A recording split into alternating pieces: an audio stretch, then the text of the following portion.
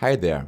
In this video I want to show you what we are going to build in the road to next. Because there are lots of promises made on the website, and in this lesson I want to guide you through our application that we are going to implement from scratch during this course. So let's head over from the road to next website to our actual running application. And over here you can see an almost blank screen which says no tickets found because our database at the moment is empty. But this should give us the entry point for our walkthrough where I want to introduce you to our application Ticket Bounty. And this application is all about a ticketing system where you can create tickets as a user in an organization to file support tickets or bug issues, for example. Because we don't have any data yet in the database, I want to head over to our terminal where we are running a couple of services across different panels. But don't be intimidated about all of this, because during the course we will just start with one panel which will run our dev server, and step by step in each lesson we will add more services to our full stack application. At the very top left we have our running dev server, which means that we are able to access our application here on localhost 3000. Furthermore, I have one open panel where I don't run any servers, which will allow me to execute various commands for version control or database migrations, but also to seed our database. And since our database is empty at the moment, I'm going to run our seed script called Prisma seed on the terminal. And after the seed script finishes, we can head over to our application again, reload the application, and now we should see 3 seeded tickets in our UI. Before I continue here to guide you through our application, I want to further explain what we are running on the terminal here. On the right hand side you can see 4 services that we are running on the side to make our whole full stack application work. At the very top we are running Prisma Studio, for instance, and this allows us on the browser, where we can access this via localhost as well, to see all of our models in the database. And at the moment there are no entities in the database because I just seeded the database and didn't refresh this page here. But when I refresh Prisma Studio, we can see that we have various entities in our database. And one of these domain entities are our tickets, which we have seen in the UI, but which you can also open as a table in our database over here. So here in our database table you can see, for instance, that we have ticket 1, 2 and 3 with a title and a content, but also with a status, deadline and bounty, for instance. When we head back to our overview, we can see some more models in our database. For instance, we have also comments which are related to our tickets. So this means whenever a user creates a ticket in our system, this user or other users can comment on this ticket. And while ticket and comment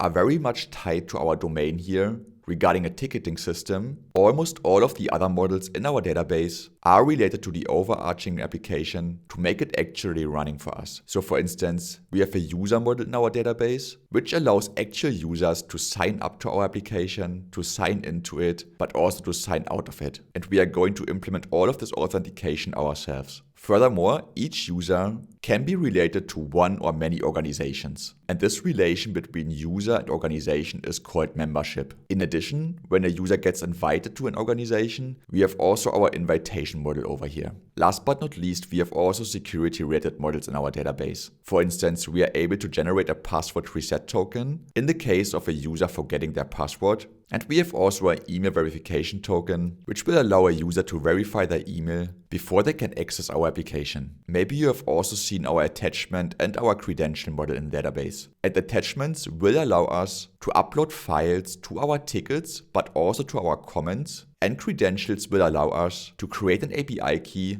on behalf of our organization, which will allow external services to access our application on behalf of the organization. From looking at the tables in Prisma Studio, we can also head over to this illustration here, which shows our models from a different perspective. So here you can see again that we have users in our database which can sign into our application and which are also able to verify their email and to reset their password. Furthermore, we have our ticket and comment domain in our application, which helps us to map the actual business logic into our application. So if we are using the road to next at the end of the course as a starter kit application, you could just exchange the ticket and the comment domain in favor of your own domain, while all the rest stays the same here to just power the application with users, authentication, organizations and so on.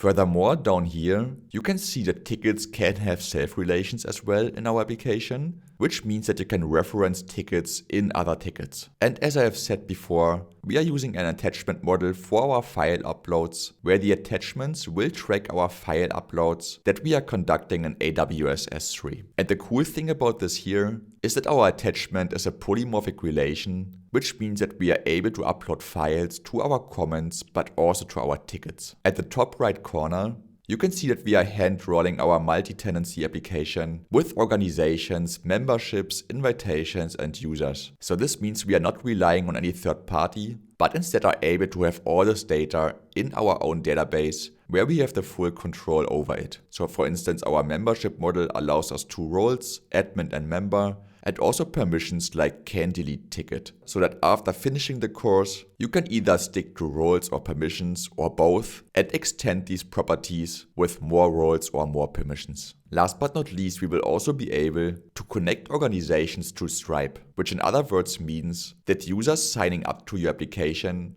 will be able to pay for the service as a Stripe customer, which may unlock more features, like for instance having more than 3 users in an organization. So this is it from a database perspective here, which we have here in this illustration, but also when we look into Prisma Studio over here, where we can look into all of our tables. From here I want to get back to our terminal, because at this stage we have only spoken about our database. Below of our running Prisma Studio, we are also running React Email. And I already opened up this in the browser over here, which shows our locally running email development server, which allows us to preview our emails that we are sending to our users. And here, for instance, we have our email, which allows a user after a sign up to verify their email. So they have to copy the following code here and enter it in our application. So whenever you add more emails to your application, you will find them over here to preview them and to test them. Next, we are also running our message queue service on the command line, which we can access over here on the browser. And this message queue service will allow us to run background jobs, but also to execute operations which are not time critical, for instance sending an email verification after the sign up.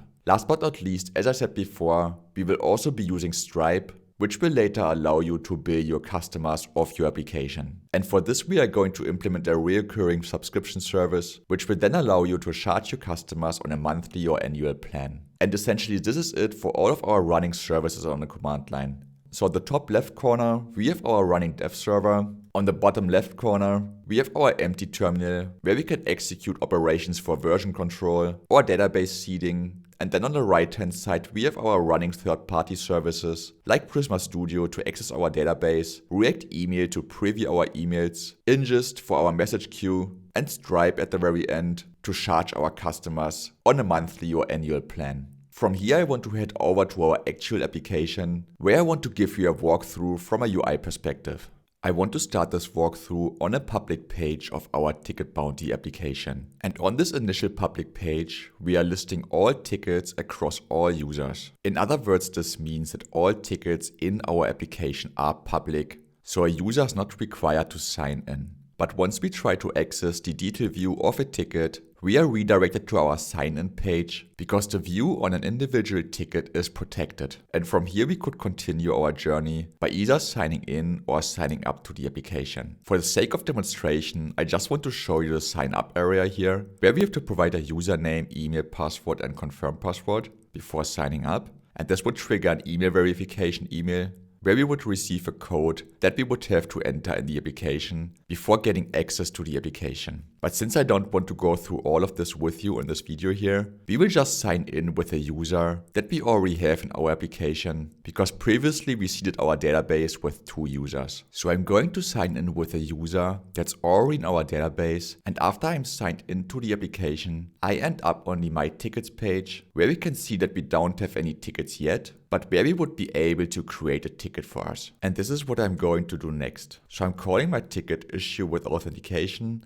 I don't provide any content. I make a deadline for in 1 week, and I provide a bounty of $100. And when I hit the create button, I can see that we have form validation in place, so that we have to provide content for this ticket. So I provide some content in here, and now I click again the create button and can see that my ticket gets created. And now I'm also able to navigate into my own ticket here. At this point, I'm still on the My Tickets page. And since I'm logged in, I can also see a sidebar here where I can navigate to Our Tickets, meaning all the tickets within an organization, or All Tickets. So when I go to the All Tickets page, it's essentially our public page, but this time with a header and a sidebar, because this time we are signed in.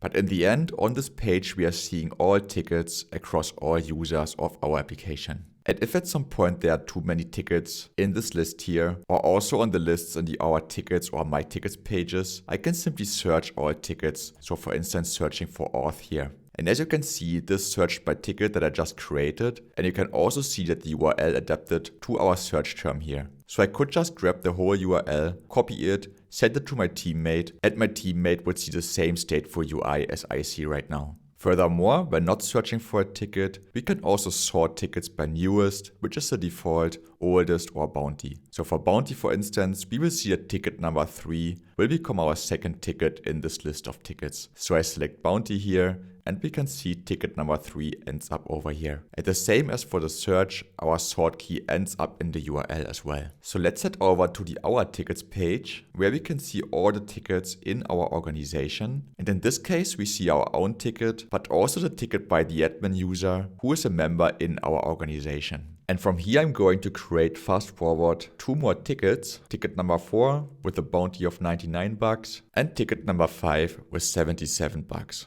And now we can see all the tickets listed here for our organization, but we are only displaying 5 tickets because we have an active pagination here where we only show 5 tickets on each page. But we can also see that there are 6 tickets in total. So when I'm jumping to the next page, we can see over here ticket number 3 now. And depending on my search or my sort, this ticket will be different here. Because for instance, when I sort for oldest in this case, I can see ticket number 5 popping up as the 6th ticket out of all tickets. Last but not least, for this pagination feature, you can also see that this pagination is reflected in the URL state as well. So when we share this URL to someone else, this person should get the same UI state as we see right now. So let's head back to the previous page here, from where we want to enter our ticket that we created for our authentication issue. And apparently someone mentioned to me that we didn't provide enough content for this ticket. So I'm heading over to the edit page of this ticket where I can provide some more content for this ticket. So I'm just adding some more content in here, and then I can press the edit button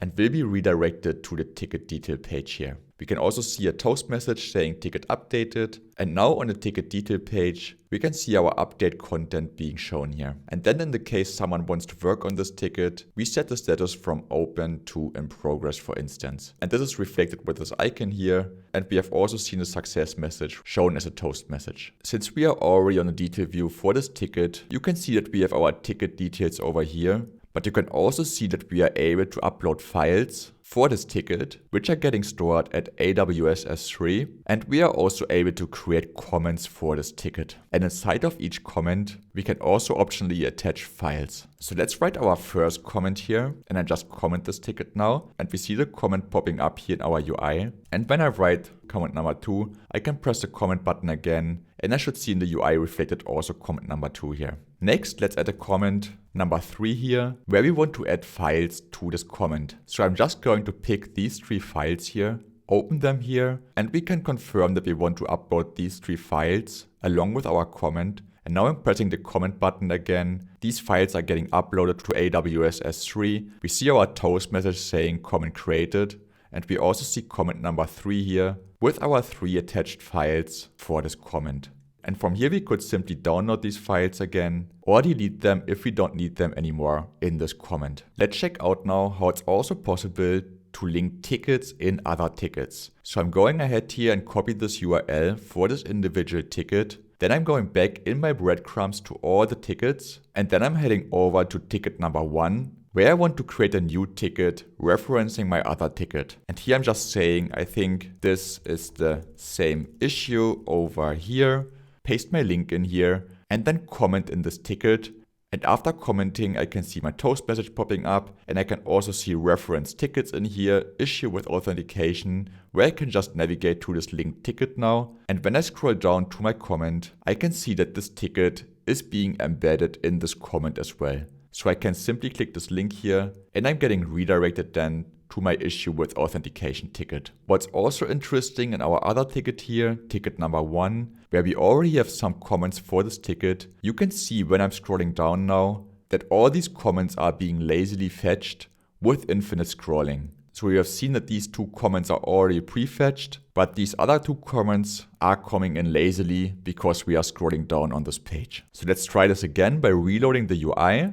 And now when scrolling down, you should see again the infinite scrolling effect. Behind the scenes, we are using pagination as well, the same as we have used for tickets before, but this time we upgraded from offset pagination to cursor-based pagination, which makes it more stable whenever we delete comments here from this list or whenever we add new comments to the list as well.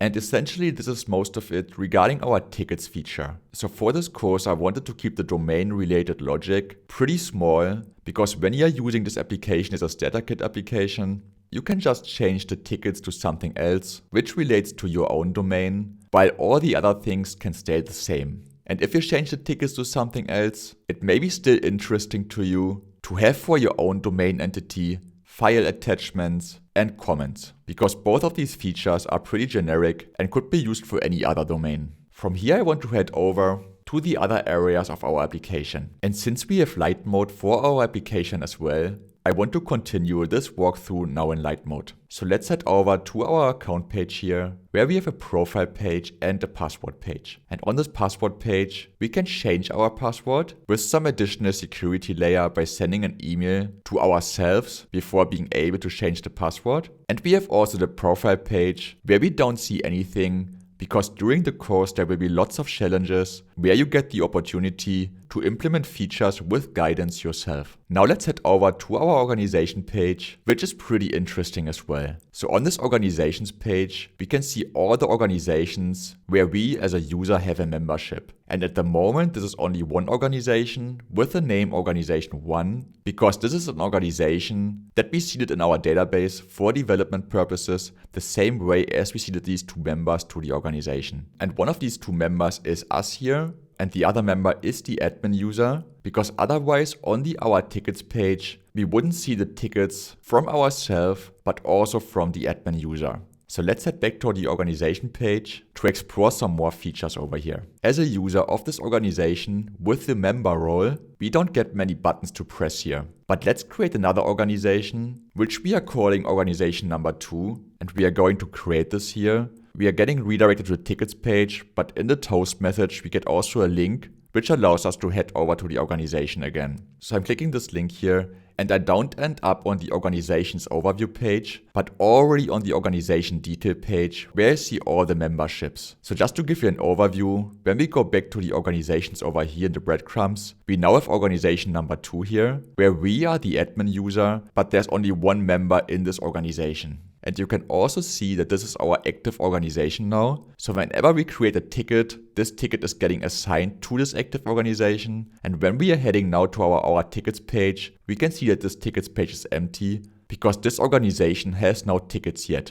So when we go back to the organization page and for instance switch back to the active organization number 1 here, we head back to our tickets page where we can now see again all the tickets of this active organization. But let's explore further our organizations page. As you can see in the old organization, me, the current user, is only a member of this organization, but in this newly created organization, we are the admin user. And because of this, we have more permissions in this organization. So for instance, we can delete this organization, we can leave the organization as we could before, but this shouldn't work because we are the only member in this organization. So when we attempt to leave the organization, we get an error message that this is the last membership of the organization. So we are not allowed to delete the last membership in an organization. Furthermore, it could be possible to edit the name of an organization. This is not implemented in the application at the moment because this is another challenge in our course to implement this feature. But we can navigate into an organization as we have seen before, where we can see, for instance, all the memberships of an organization. And for these memberships, we can see whether users verified their email address, we can see the roles, and we can see next to the role also the permission, for instance, if this user is able to delete tickets. So when I'm toggling this button here, we should no longer be able to delete tickets in this organization. And when going back to the tickets page, you can confirm yourself that you don't have the permission anymore to delete your own tickets for this organization. At the moment, we are the admin user of this organization. You could change the user's role from admin to member, but this is not allowed because this is the last admin user of this organization. Last but not least, on this page as an admin user, when there are many memberships listed, you would be allowed to delete memberships on this page as well. And in addition to the deletion, you would also be allowed to invite new members to the organization by providing the email address of this user. And this user would then receive an email from us where they can press a link to accept the invitation. And independent of whether this user has already an account in the system or not, the invitation should be valid either way. And then when this user has eventually an account in the system, they are able to access our organization either as admin user or as member user, depending on the role that you have given this user.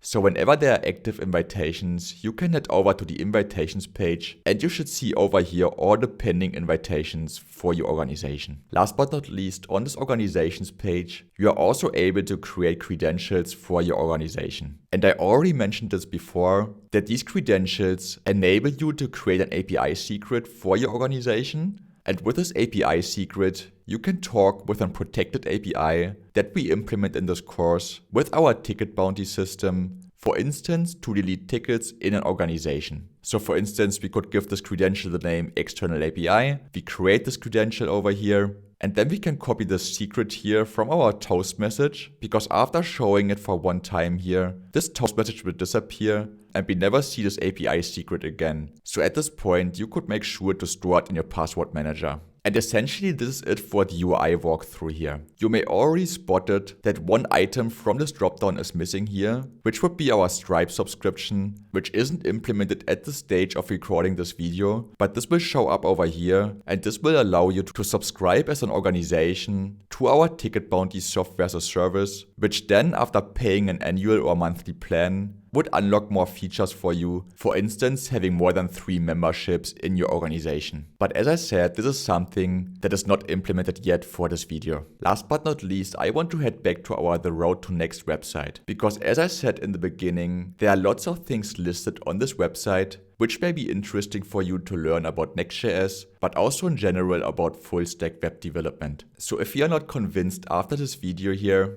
please check out the web development journey and the software engineering journey, where I list many more things that we are going to implement in this course here that I was not able to showcase in this introduction video here. Because this introduction video here mostly showed only the tip of the iceberg, but not all of the things that are needed in software development to make such an application work. So at the end of this video, I'm very eager to teach you about full stack web development with Next and React. But I would argue that this course goes so much beyond Next.js and React.js because it provides you with so much knowledge about full stack web development that you would be able to apply this knowledge useful in any other environment which is not Next.js or React.js. So I hope you learned tons from this course, and I'm happy to see you on the other side and joining me to create a full stack web application.